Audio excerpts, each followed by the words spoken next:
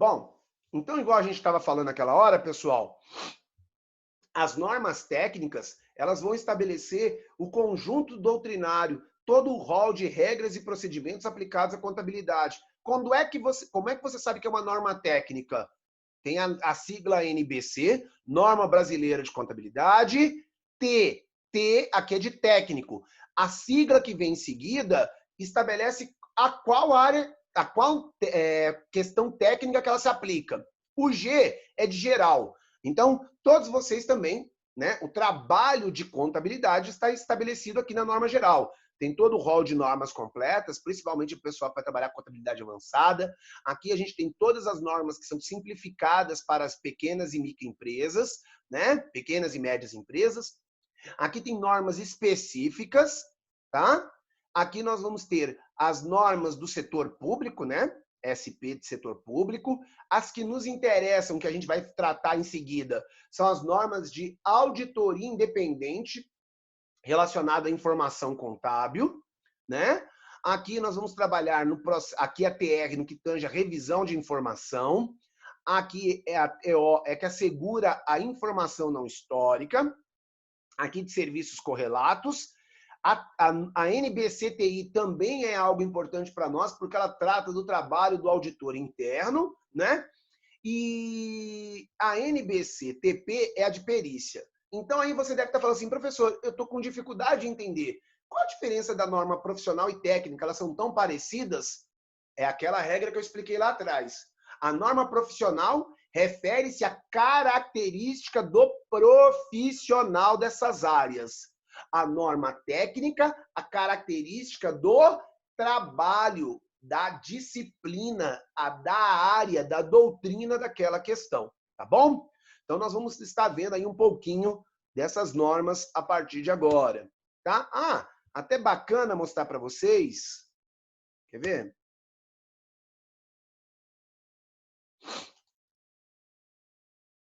Que beleza. Foi. Aqui, olha só, tem algumas revisões, estão vendo? Quando elas alteram aqui, tem as datas. E aqui, pessoal, tem algumas normas específicas para as empresas de auditoria de pequeno e médio porte. Mostra como é que você faz o controle de qualidade, que é algo muito importante na área de auditoria, né? Perguntas e respostas sobre o trabalho do auditor, principalmente para pequenas auditorias, e aqui um guia prático para a auditoria de instrumentos financeiros. Então eu coloquei o link aqui para vocês, quando vocês quiserem, já acessa direto lá na página do CFC, tá bom? Olha aqui, ó. Eu até deixei acessado aqui para que vocês pudessem ver. Estão vendo? Aqui, olha só, é o site do Conselho Federal de Contabilidade, tem as normas de contabilidade, a estrutura, explica isso aqui para vocês. E aqui você tem todas elas, estão vendo? Igual agora, daqui a pouquinho eu vou mostrar para vocês. Não estamos vendo, não. Não está compartilhado, não, Éder. Não, perdão. Opa, desculpa. Não estou vendo ninguém. Perdão. Foi falha minha, erro de pecinha. É porque toda hora que eu vou compartilhar o slide, eu tenho que clicar num botão aqui, senão não compartilha.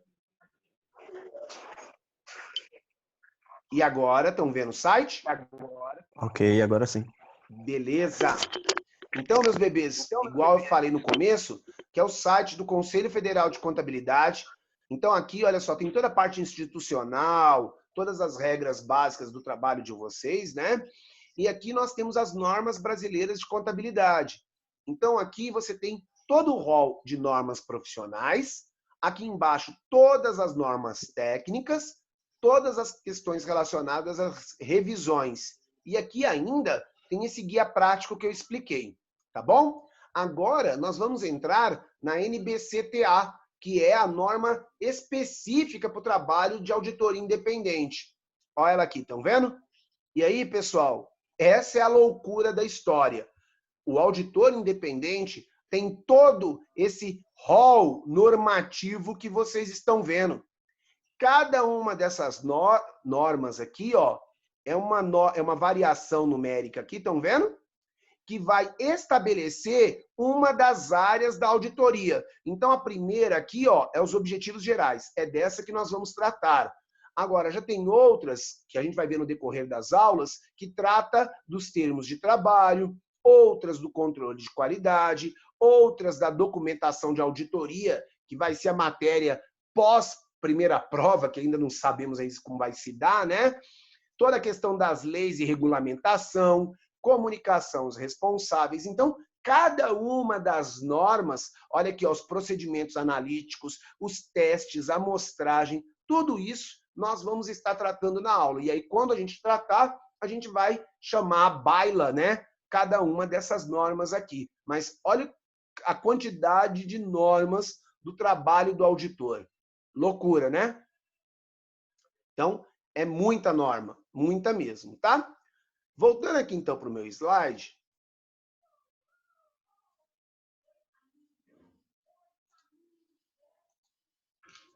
O Éder. Eu? Quem perguntou? Mas Cláudia, Oi, essas Cláudia. normas nós vamos ter que saber de cor, não? Jamais. Jamais. Misericórdia, ninguém merece. Não.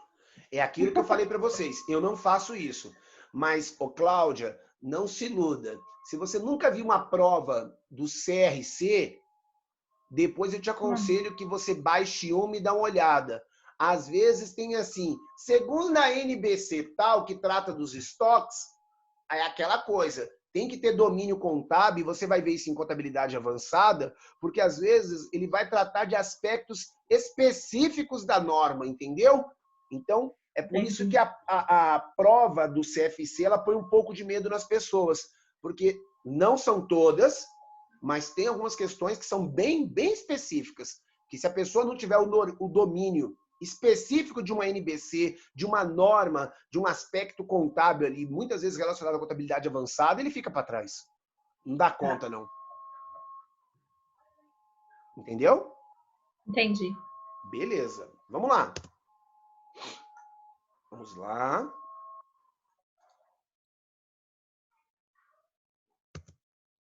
Vamos começar a dar uma olhada nessa NBCTA.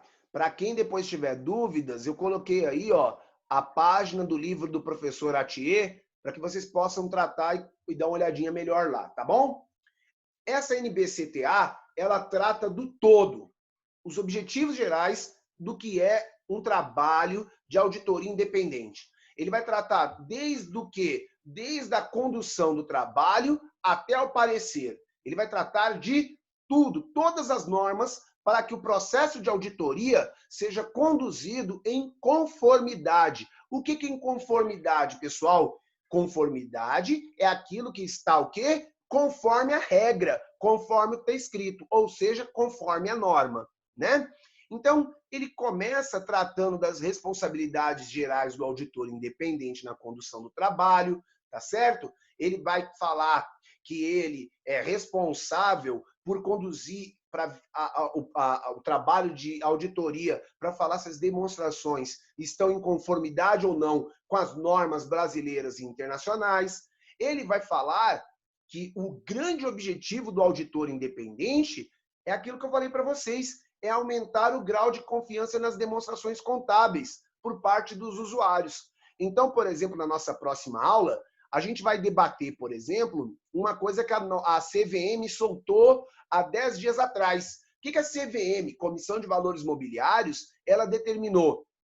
O auditor independente, nesse momento, ele é obrigado, as empresas vão ser obrigadas a colocar em suas demonstrações contábeis qual que é o tamanho do impacto do coronavírus, da epidemia de coronavírus nas empresas.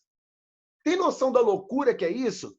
Ou seja, o contador, o auditor, o pessoal da governança da empresa, ele vai ter que fazer uma estimativa técnica para falar, olha, na nossa empresa a pandemia impactou de tal forma. Por quê, pessoal? Porque o trabalho do auditor é gerar confiança. E para gerar confiança, você tem que ter clareza nas demonstrações contábeis. Você não pode suprimir dados. Você não pode gerar confusão. Hoje mesmo, né, saiu aí, estourou aí no mercado financeiro. Não sei se o Pedro chegou a ver alguma coisa, mas a Casas Bahia, ela foi tá na crista do furacão, porque estão acusando aí uma fraude de milhões na empresa e, aliás, ela declarou um prejuízo e ela está declarando que foi fraude. Agora, Saiu o gente... balanço hoje, né, Éder? Como é que é? Acho que saiu o balanço hoje, né? Também. Foi isso.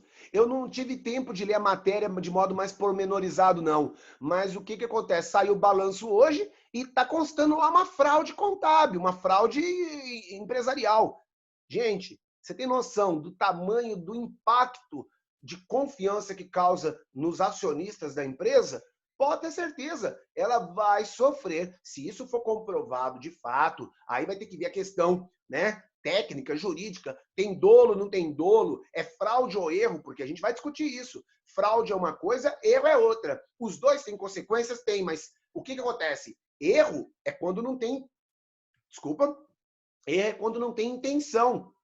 Fraude, você comete... Alguém cometeu de propósito. Alguém sabia que estava errado e levou aquilo ali e fez. E a empresa de auditoria que meteu um parecer no balanço, como é que ela vai ficar? Tá certo? Então, isso é um aspecto importante. Alguém quer fazer um questionamento aí? Espera aí que eu estou olhando aqui no chat.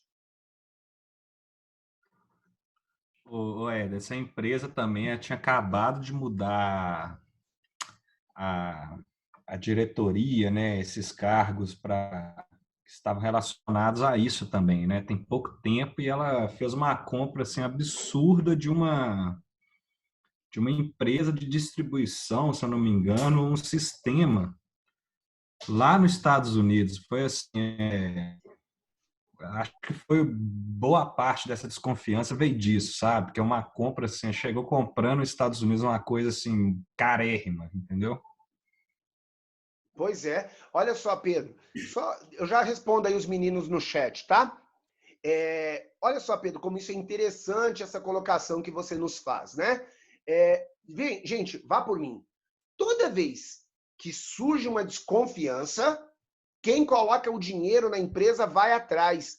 Quem é o interessado vai atrás. Vou dar um exemplo, um paralelo na mesma linha aí do que o Pedro colocou. Eu preciso analisar melhor o caso da Casas Bahia, porque eu não conheço muitas informações. Eu só vi que estourou hoje essa bomba aí na hora que ela publicou o balanço. Bom, o Cruzeiro, não estou discutindo futebol, estou discutindo fato. O que aconteceu com o Cruzeiro, pessoal? Aquela venda do Arrascaeta no começo de 2019, que o pessoal jogou a operação no balanço de 2018 para mascarar o rombo, aquilo chamou atenção demais.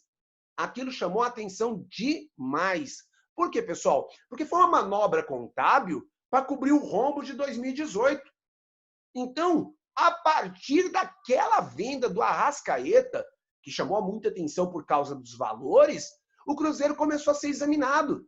O pessoal começou a rastrear como é que o Cruzeiro paga salário tão alto, como é que isso, como é que aquilo, como é que faz. Deu no que deu. Deu o que deu no rombo financeiro. As próprias demonstrações do Cruzeiro mostravam isso, que tinha um problema ali, né? Então, pessoal, toda vez que surge um indício, surge uma operação duvidosa que cria uma situação de instabilidade, de desconfiança, pode ter certeza que o auditor vai ser chamado à baila, vai ser chamado para dar esclarecimentos para justificar o que está acontecendo. Ninguém aceita isso goela abaixo, não. É muita grana, pessoal, de acionista que está aí. Apesar que no Cruzeiro é diferente porque trata-se de instituição sem fins lucrativos, porque é um clube de futebol. No Brasil, a priori, fiquei na dúvida aqui agora, mas eu posso afirmar isso. Eu não me lembro. Não, eu estou na dúvida do Paraná, mas olha, não tem clube no Brasil hoje, clube empresa ainda. Eu acho que o Botafogo ia ser o primeiro. Mas enfim, eu não sei. Vamos rapidamente a duas questões aí que o pessoal perguntou.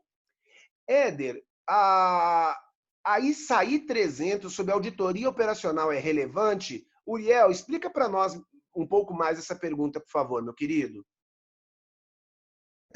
Porque ela trata, até numas questões que você mandou sobre princípios da contabilidade, o princípio da eficiência, ele é exemplificado nesse texto dessa norma internacional. é os princípios fundamentais da auditoria operacional pelas normas internacionais das entidades fiscalizadoras superiores.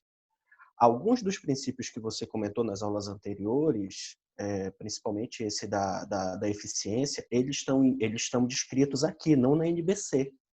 Vamos Por isso lá. que eu te perguntei. Ótima pergunta. Vamos dar uma olhadinha aqui. Eu vou mostrar o site para vocês, até para que vocês possam entender um pouco mais, tá bom? Excelente pergunta, Uriel. Já comento a sua também, tá, Mac? Só um minutinho.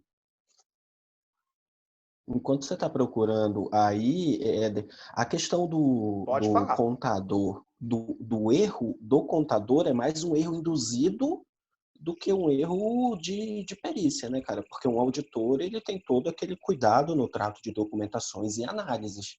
Aí é Eu aquela queria até coisa. que exemplificasse o erro, porque se você for ver a questão vamos usar aí a questão do Cruzeiro. Aquilo ali foi uma manobra de muita perícia em saber o que está fazendo. Mesmo que seja para mascarar algo de alguém, houve uma perícia na manobra para poder realizar ela. É que nem as manobras que eram feitas na JBS, naquele período obscuro, para mascarar algumas coisas. Não Então, tenha essa dúvida. questão do erro, eu queria até que tu exemplificasse. Como que se daria essa questão do erro? A A não ser gente que vai seja comentar induzido. depois isso quando a gente for falar do trabalho do auditor, tá? A gente vai falar isso assim que passa das normas, na execução dos trabalhos. Mas o erro, o erro, Uriel, ele pode acontecer. Não existe profissão perfeita. Então, o erro é quando não tem dolo. Eu cometi um lançamento errado, eu fiz um procedimento errado, eu interpretei uma legislação do fisco. Então, você prova contabilmente que você estava equivocado. Equivocado, né? Fez ali uma operação contábil que não estava adequada. Pode acontecer o erro. Essa é uma situação. Agora, quando você manipula o dado contábil para, de fato, com dolo, ou seja, com a intenção de onerar ou prejudicar as pessoas, sonegar informação, aí é diferente. Por exemplo, se a empresa realiza venda por fora. Se ela realiza venda por fora, não é erro. Isso é fraude. Por quê? Ele está ciente que ele não pode fazer aquele tipo de operação contábil. Tá entendendo, meu querido? Sim. Então, nesse caso, não é erro. Eu errei porque não sabia que não podia vender sem nota fiscal. Isso não é erro. Isso é fraude contábil. O cara está cometendo dolo. Não tem hoje um contador que não saiba isso. É diferente, tá? A sua colocação, Entendi. meu querido, foi bacana, porque eu até deveria ter mostrado com mais calma. Estão vendo aqui, pessoal, em cima? Todo mundo está acompanhando aqui. Se alguém não tiver, me dá um grito aí, tá? Ok. Então, nós temos aqui as NBCs. Aqui a gente tem a resolução CFC, quando ela é publicada no DOU. O que é DOU, para quem não sabe? Diário Oficial da União. É quando ela foi publicada, ok?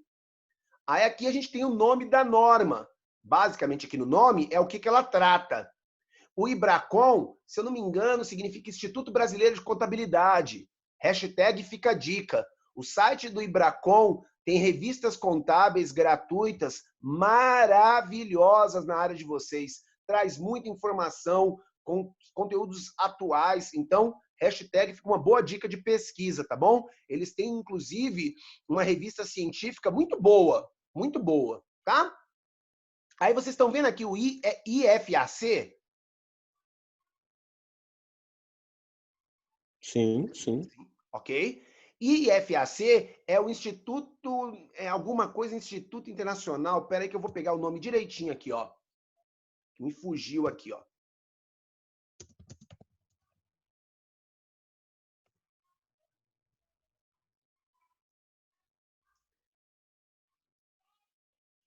Se refere à parte de institutos do assuntos internacionais do Conselho Federal de Contabilidade, Federação Internacional de Contadores. Estão vendo?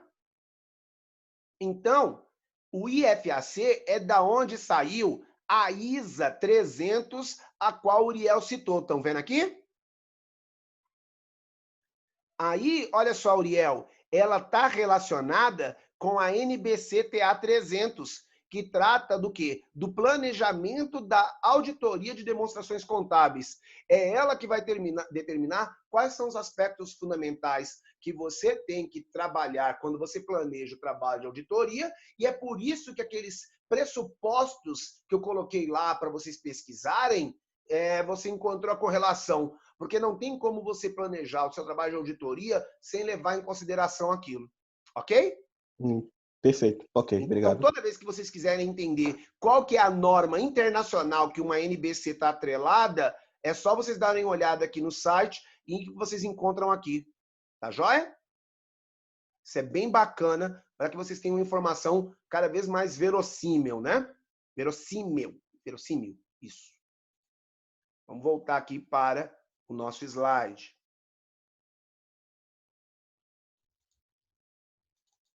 Muito bem, né? Então, pessoal, o investidor, ele lida com confiança, né? Eu estava discutindo um pouquinho hoje com o Max Shannon, discutindo no sentido da gente bater um papo, conversando sobre isso, e eu estava falando para ele, né? O grande problema dessa crise horrorosa que a gente está vivendo hoje, da pandemia, é porque, até o Pedro estava trabalhando, num dia ele estava me mostrando um livro que eu achei mega interessante, da área de precificação.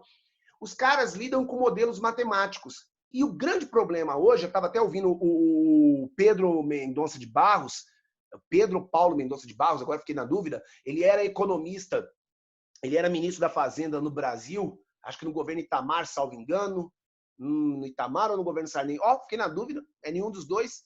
E ele explica exatamente o que estava acontecendo. Ele falou, olha, o grande problema hoje é que os caras não têm indicadores, não têm projeções para você estabelecer parâmetro de comparação. Então, isso causa uma instabilidade no mercado muito grande, né? Tem gente que está ganhando dinheiro, porque o dinheiro não some, o dinheiro muda de mão. Tem gente que está ganhando dinheiro, porque está conseguindo ler melhor o mercado. Tem gente que está perdendo muito, por quê? Porque está assustado com a instabilidade muito grande e está vendendo. Só que pode ter certeza, do mesmo jeito que tem gente vendendo, tem outros que estão comprando ali, fazendo apostas em determinados mercados. Porque pode dizer que tem gente que vai ganhar muita grana também com essa crise aí, não se iludam, né?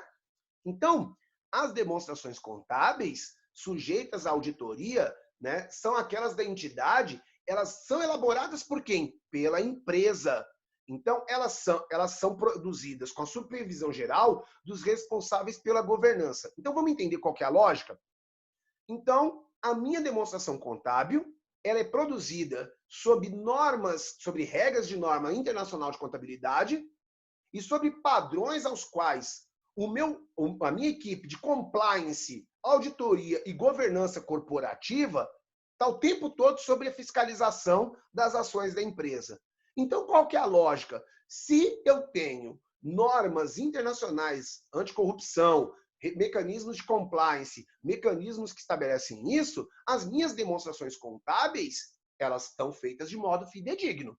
Porque, a priori, parte do pressuposto que esses mecanismos de controle interno não deixariam passar maracutaia. Logo, a auditoria vem depois para o quê? O auditor independente vem para dar chancela. Olha, tá feito tudo direitinho, ok? Então, é por isso que quando o cara coloca ali o parecer dele, isso tem um peso muito grande, porque ele parte do pressuposto que todo mundo anteriormente também fez o seu trabalho de modo adequado.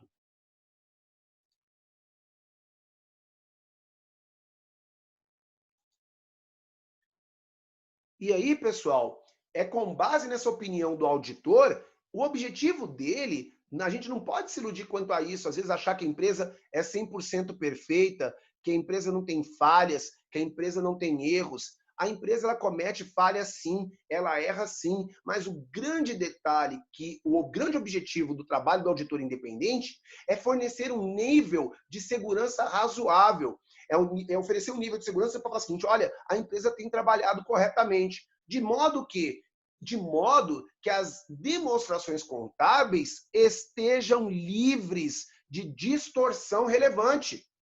Pode acontecer erro, pode acontecer falhas. O que não pode acontecer é a Casas Bahia apresentar um rombo no balanço, acusar uma fraude de 400 milhões. E isso é que não pode acontecer.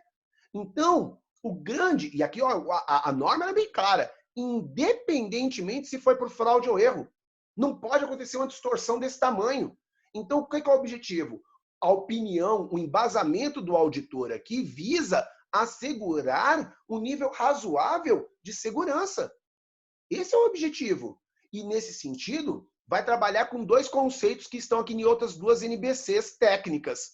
A 320, que trata de materialidade e do planejamento da execução do trabalho de auditoria, e a NBC TA 450, que vai trabalhar a questão das distorções identificadas. Então é o seguinte, até para isso, pessoal, tem norma, não é achismo, não é o cara dar o pitaco dele lá qualquer e meter a caneta num papel.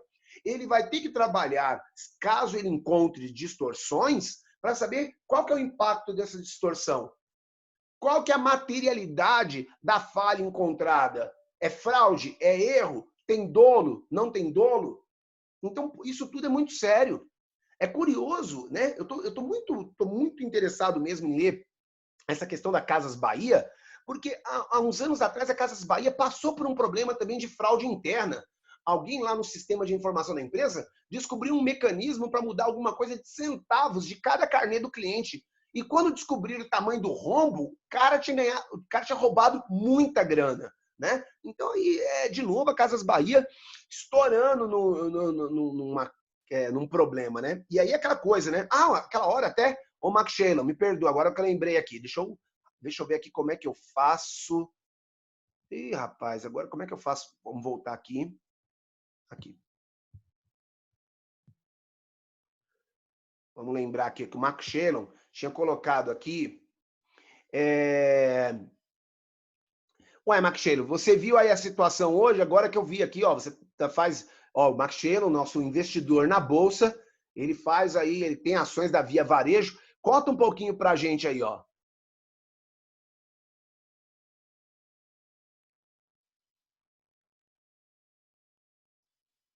Max Sheila?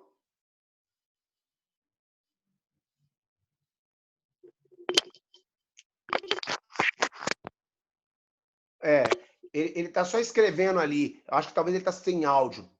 Foi uma queda de mais de 58%. Então, é o que eu falo, a gente tomou a lambada hoje, porque sem explicações momentâneas.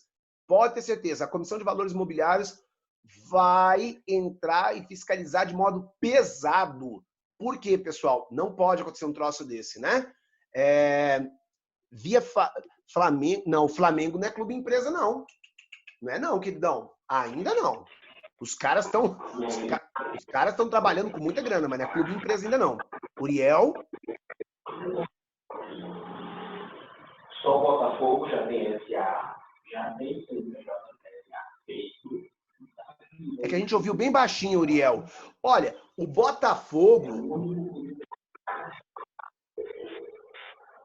O Botafogo, o CNPJ da instituição do Botafogo ainda existe, mas ele já está no processo de abertura do Botafogo SA, que era quando eu disse que começar a operar a partir de 2021, se eu não me engano. Então, eu já era tudo empresa. Mas olha só, o caso do Botafogo, esse é um caso que eu conheço um pouquinho. Gente, vá por mim. O grande problema dos caras criarem SA no futebol é criar maracutaia. Qual que era a ideia do Botafogo? Dar um cano nos credores, pega um CNPJ empresarial que ia colocar investidores, mas o grande objetivo deles era principalmente a concessão do Engenhão, Uriel, né? A concessão do Engenhão. Aí deu uns problemas lá, até onde eu saiba, a operação de passar o patrimônio para essa SA não foi aprovado, não. Era até o pessoal lá, os irmãos Montenegro, se eu não me engano, é Montenegro? Dois caras ricos que são entusiastas do Botafogo. Não, até onde eu li a última vez, não tinha aprovado essa operação, não. Isso. A transferência de patrimônio deles ainda não foi autorizada. Eles estão tentando manobrar para transferir esse patrimônio gratuitamente, mas a ideia deles é essa mesmo que você comentou. Deixar o centro exterior aberto, dando cano nos credores e começar a operar a partir do novo CNPJ. Por isso que não saiu esse ano. Para vocês terem uma ideia, gente, da complexidade disso, o Vittorio Midioli, que é o prefeito de Betim e é o cara que ia gerir o Cruzeiro, ele queria propor a mesma coisa. Queria propor a mesmíssima coisa. Porque, financeiramente, não tem muita solução não, cara. Tem muita solução não. É uma situação muito complicada. Muito complicada. Oriel, tá... Não, agora ficou bom, agora ficou bom. Que é o mais interessante que o Cruzeiro seja até o fechamento do CNPJ. Sim. Vai sair agora no mercado de abril. Se ele perder esse aí, é mais um passo com o fechamento das contas. Mas é complicado. A pergunta que eu faço para vocês é: como é que passa essas demonstrações contábeis pelo crivo do contador? É isso que eu ia te perguntar. Empresas Então, é isso que eu falo para vocês. E a gente não pode esquecer, tá? Tem um fator importante que eu não sei se vocês sabem. Toda entidade sem fins lucrativos, ela é fiscalizada. É uma obra que é feita. Aí é aquilo que eu te falei. Às vezes o igual erro. Uriel, perdão. É porque o seu áudio tá picotando, a gente não tá ouvindo você direito. Aí eu acabei falando junto com você, meu querido. Desculpa. Não tem problema. Você quer proibir? Por favor, por favor. Olha, como que passa pelo crivo, como você falou, e como que passa pela auditoria externa essa situação. É o que eu te falei. Às vezes não é indução ao erro por uma manobra muito errada, ou a omissão, mesmo que por entendimento de certas movimentações, que sem elas você consegue fazer aquele famoso gasto numa conta e fazer com que ela passe marcada, porque não é possível que em 3, 4 anos, um clube, vamos falar do Cruzeiro aí, que faturou mais de 120 milhões, seja na situação que está. Eu não sei por que de verba. Ô, Uriel, eu não tenho a menor dúvida em te afirmar isso que eu vou falar agora. A gente vai depois discutir isso quando a gente for falar de sanções na auditoria. Mas, literalmente, aí tem um conluio. Conluio é uma expressão para determinar uma tramóia de várias partes que tem por objetivo maquiar ou esconder ilícitos diversos do ponto de vista financeiro para dar um golpe. É evidente que o contador sabia, auditor sabia, presidente sabia, diretor financeiro sabia. Claro que os caras sabiam. Claro que sabiam. Não tem como. Não tem como, gente. É o que eu falo para vocês. Não tem como. Quando tem uma tramóia muito grande dessa, é claro que um peixe grande maior sabia. É muito... Olha, gente, eu confesso para vocês que hoje, com o nível de sistema de informação que essas empresas têm, eu não acredito na inocência desses caras, não. Rapidamente, a gente vai estar faltando 1 minuto aí, vai cair o sinal. Eu preciso que vocês coloquem, viu, Cláudia? Coloca as 2 meninas, por favor. Tá bom, Claudinha? Acesse elas no grupo, que eu vou mandar o nosso novo link. Eu já coloquei a menina que não estava no grupo. Ô, Ana, obrigado, meu bem. Ana, tem que Oi? colocar a Isabela. Aff, Maria, coloca também. Vou colocar agora. A Vivi mandou o contato dela aí, que eu acho que ela não tá no grupo, não. Tá, vou fazer isso agora, tá? Fechado. Então tá, obrigada. Intervalo de 15 minutinhos aí pra gente não demorar muito. Aleluia! 15, 20 minutos para tomar uma água. Vamos fazer um intervalinho.